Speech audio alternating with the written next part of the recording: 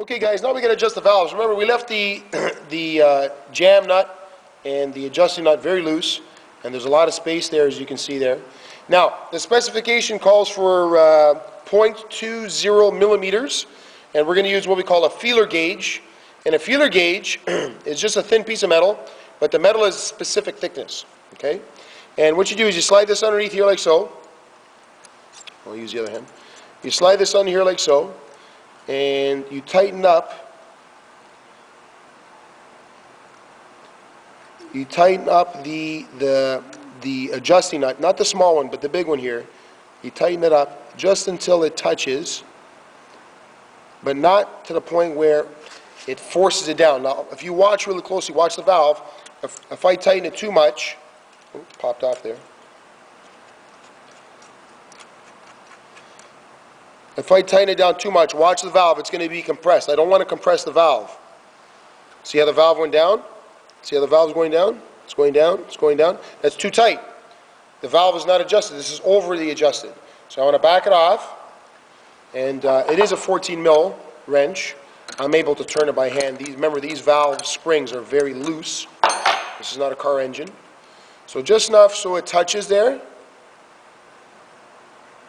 Okay, and it's got a little bit of effort. Show your instructor that. Show your instructor that little bit of tension there. Okay, and you want to be able to pull that out. It's a little snug. Okay, so now what we're going to do is you're going to tighten the jam nut. See, the jam nut is loose. Okay, so what you do is you hold the adjusting nut there so it doesn't turn. You take the jam nut and you turn it. And you have the two wrenches about this far apart from each other, and you're going to squeeze them with your hands together. And what that does is tightens the nut against each other. Okay? Call it a jam nut or a locking nut. A little bit of movement, but it's not compressing the spring. Okay? So you're going to do the same on the other side.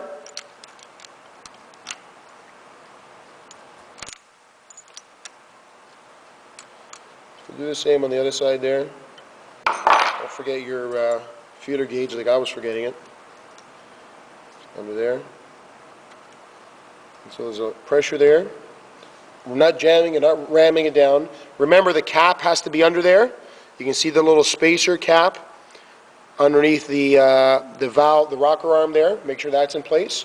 I got my feeler gauge, my proper size feeler gauge, and I tighten it down by hand, but not excessively hard. And you could use a wrench, but you got to imagine that. See now the valve's going down. See as I tighten it out, watch the valve go down. See, that's too much. I don't want the valve to be compressed. I don't want any tension on the valve. I just want it to be on the valve, touching the valve. Okay? All right, slide that out. It should have resistance to slide out. And you tighten up your jam nut, holding your adjustment nut there. Again, two hands, like a pair of pliers, you squeeze them together. And that is your valves are adjusted. A little bit of tension on them, a little bit loose, but a little tension at the same time. All right, show your teacher that.